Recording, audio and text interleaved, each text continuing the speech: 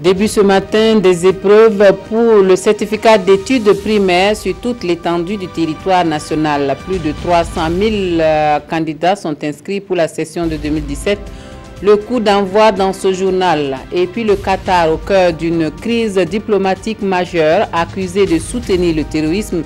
Le riche pays gazier du Golfe enregistre la rupture diplomatique avec plusieurs pays, d'abord ses voisins, dont l'Arabie Saoudite, puis l'Égypte. Tout est parti de l'appel lancé par le président américain à Riyad contre l'extrémisme. Bonjour à tous, merci de suivre les actualités de la mi-journée sur la télévision du Burkina. Un excellent appétit si vous êtes à table. Cela dit, plus de 300 000 écoliers composent cette année pour le certificat d'études primaires au Burkina Faso. Les examens ont débuté ce matin sur toute l'étendue du territoire national. Le ministre de l'Éducation nationale et de l'alphabétisation a donné le top de départ à Koubri. Nongbakuda Omar Zombre y était. École Nagaré A de Koubri. Il est 7 heures. Le ministre de l'Éducation, Jean-Martin Koulibaly, ciseaux en main, dévoile ici le premier sujet de l'examen du certificat d'études primaires CEP. Épreuve de rédaction, 10 points, durée 1 heure, coefficient 1, sujet. Ton école a organisé une journée de plantation d'arbres. Raconte. À 7h30, les hostilités démarrent. À l'instar de ses élèves, plus de 368 000 candidats répartis dans plusieurs centres à travers le pays prennent part à cette session du CEP 2017. Je souhaite à toutes ces jeunes filles et jeunes garçons à travers tout le Burkina une excellente chance.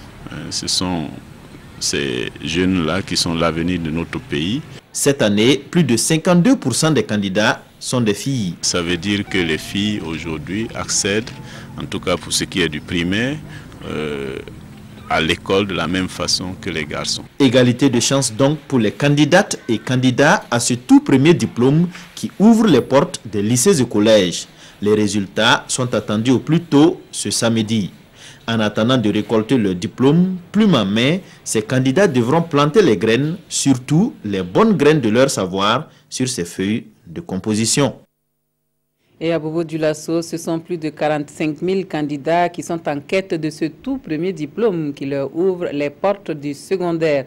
Le début des examens se déroule sans difficulté majeure. Le lancement des épreuves a eu lieu à l'école primaire Hassan Gourabou Ali Traouri.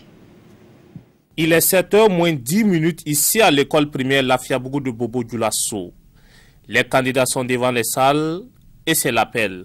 343 Dialib, 344 Fofana Ayawa. Une fois dans la salle, les élèves attendent dans la sérénité le début des épreuves. Je suis venu pour faire mon examen de CP puis EG. Tu n'as pas peur? Non. Tu penses que tu vas avoir le CP? Oui. Parce que si on a peur, on peut s'embrouiller. Je pense que je vais avoir mon CP plus l'entrée en 6e. De leur côté, les enseignants également attendent le début des examens. À 7h20, le secrétaire général de la région des Hauts-Bassins marque sa présence, donne des conseils aux candidats avant de déchirer la première enveloppe qui comporte le preuve de rédaction. Alors on dit ton école organise une journée de plantation d'arbres, raconte. Donc c'est des choses que les enfants font tout le temps. Voilà, puisqu'on est un pays sahélien, donc chaque saison hivernale, on organise des plantations d'arbres, tant dans les écoles, tant dans nos communautés. Donc les enfants sont habitués à cela et en principe, ils devraient pouvoir raconter ce qu'ils font chaque année. Je peux dire que tout est prêt parce que nous y sommes. Et la première épreuve est en train de démarrer. Donc, et il en est de même dans tous les centres, il en est de même au niveau de tous nos jurys. Et je sais que nous avons travaillé pour que cet examen soit effectif. Dans la région des Hauts-Bassins, ce sont au total 45 358 candidats qui composent ces épreuves, dont 23 830 filles et 21 528 garçons. Autre point de l'actualité, et nous revenons à Ouagadougou, le Premier ministre visite les locaux du centre hospitalier universitaire Yalgado Ouedraogo. Paul Kabatieba veut s'enquérir des conditions de travail et surtout encourager le corps médical. D'où le dialogue à bâton rompu avec ce corps médical justement pour apaiser le climat de travail perturbé par l'agression d'un agent de santé. Moussa Ouedraogo, Frédéric Etienne Bassenga. Une visite inopinée qui s'achève dans un cafouillage. En pleine visite des infrastructures du centre hospitalier Yalgado Ouedraogo, Paul Kabatieba est interpellé par le corps médical en sitting pour l'agression d'un de leurs. Après une rencontre improvisée avec le syndicat, le Premier ministre fait des promesses. J'ai pris bonne note que les vigiles, ce n'est pas la solution pour vous. Donc je vais demander au ministre de la Sécurité qu'on trouve soit des CRS ou des policiers ou des gendarmeries ou la gendarmerie pour venir assurer la sécurité. On verra. On va trouver, je vous promets qu'on trouvera une solution de ce genre-là. Voilà. Paul Kabatieba est également interpellé sur d'autres dossiers, notamment les conditions de travail dans cet hôpital. À ces préoccupations aussi, le Premier ministre donne des réponses. Je ne me plus que vous. Vous venez d'arriver. Moi, je suis là, j'ai plus de 57 ans. Ah, vous croyez que moi, je suis content de ce que je vois? Je suis passé dans tous les services que j'ai vu là. Vous croyez que je suis content? Alors, quand je vous entends parler là, vous croyez que qui est plus révolté que moi ici? Ce que j'ai vu n'est pas acceptable. Et le gouvernement fera tout pour régler. On va reconstruire cet hôpital pour en faire un centre d'excellence dans ce pays-là. Le syndicat sur place appelé à la reprise du travail. Toutefois, il se réserve le droit d'agir si rien n'est fait. Donc le Premier ministre a pris des engagements fermes et nous pensons effectivement qu'en tant qu'autorité, il va respecter ses engagements.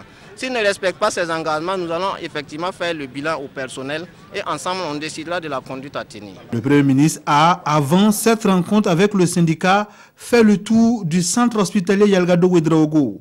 Des urgences médicales à la traumatologie, en passant par l'imagerie et la dialyse, Paul Kabatieba a encouragé les agents de santé et a apporté sa compassion aux malades admis dans ce centre. Voilà, nourrir son enfant au sein, voici un geste naturel qui ne coûte pas grand-chose et pourtant qui maintient le bébé en excellente santé. Mais le constat est que moins de 60% des femmes pratiquent l'allaitement maternel exclusif au Burkina Faso.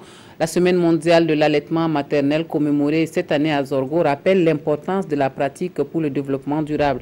Les meilleures mères allaitantes de la région ont été récompensées. Salifou Bilem Mounira Keri. La Semaine mondiale de l'allaitement commémorée à Zorgo dans le plateau central. Une commémoration qui sonne comme un plaidoyer en faveur de l'allaitement maternel exclusif de l'enfant jusqu'à 6 mois après la naissance. L'allaitement maternel permet à un enfant une croissance et un développement harmonieux.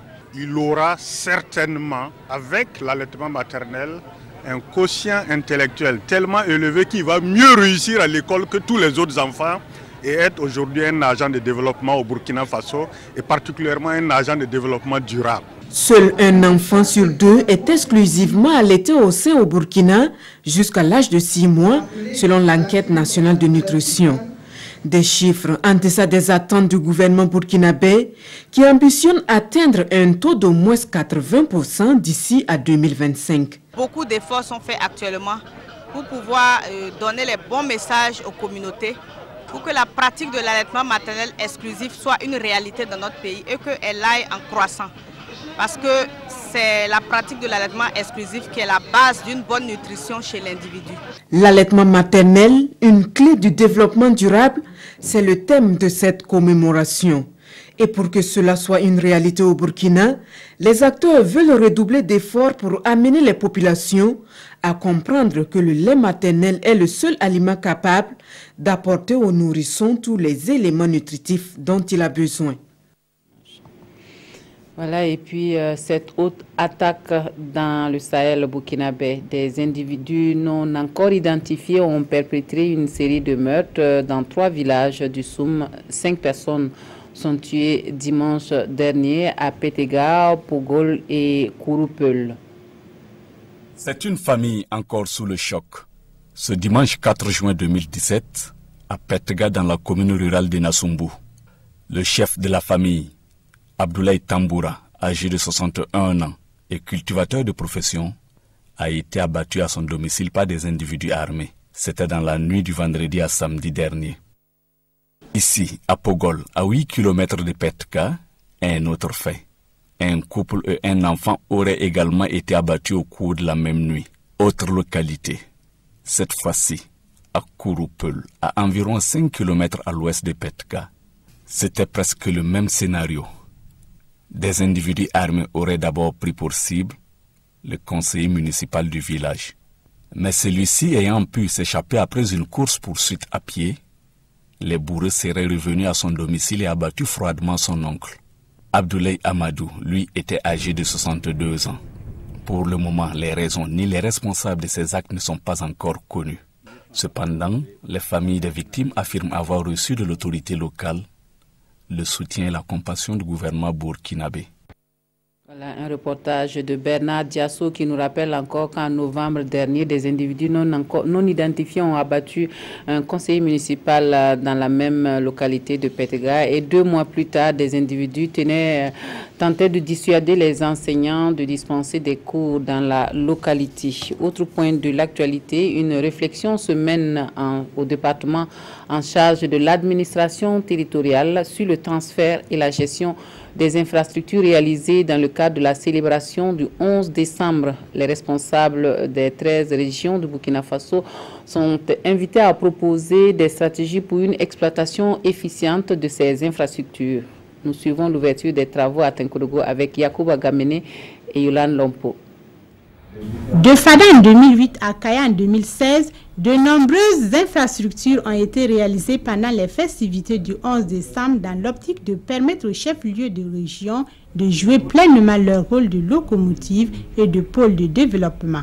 Aujourd'hui, des problèmes subsistent du fait de la non-clarification des responsabilités dans leur gestion. Nous pouvons voir des infrastructures qui sont à l'abandon et d'autres sont finalement délabrées. Nous avons décidé ensemble d'organiser cet atelier pour réfléchir autour des questions suivantes. D'abord, à la problématique du financement des infrastructures du 11 décembre. Il y a la problématique du transfert de ces infrastructures une fois réalisées. Au cours de ces 72 heures de réflexion, il sera question pour l'ensemble de ces acteurs de voir quel peut être le mode de gestion le plus approprié pour ces infrastructures dans un souci de rentabilité et de pérennité. Si vous prenez la salle polyvalente au niveau de Kaya, elle est gérée par le conseil régional. Ailleurs, ça peut être une commune qui va gérer. Mais tout dépend de la capacité financière de la commune à pouvoir entretenir du moins cette infrastructure. À Dédougou, par exemple, la gestion a été partagée entre le conseil régional et la commune. Ils s'entendent et puis bon, chacun prend ce qu'il peut gérer. Gawa, chef-lieu de la région du Sud-Ouest, accueille cette année les festivités.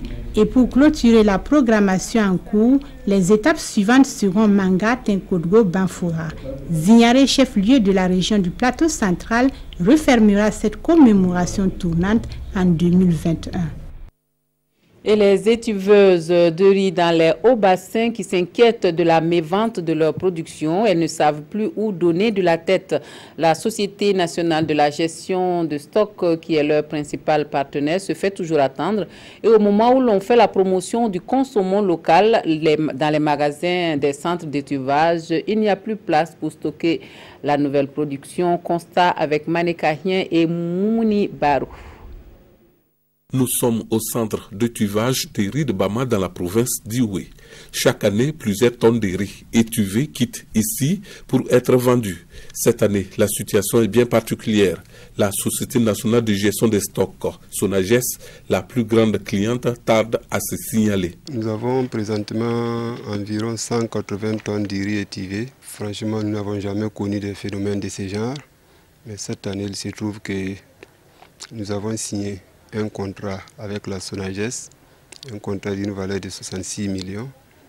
Et depuis le mois de février que le document est reparti, il ne nous est pas encore revenu. Même situation dans les autres centres d'étuvage comme à Banzon dans le Kénédougou. C'est inquiétant.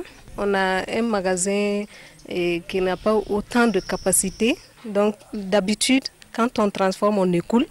Et cette fois-ci, c'est entassé, c'est stocké, c'est même du désordre. Ça bloque la chaîne de transformation. Puisqu'on n'a pas assez de place, on ne peut pas continuer de transformer. À l'évidence, voilà une situation difficile à gérer. La gérante du centre du tuvage de Douna dans la province de la Liraba semble un peu désemparée. C'est une grande quantité qui est dans les sacs de 100 kg et c'est entassé. Ça joue sur la qualité même du riz.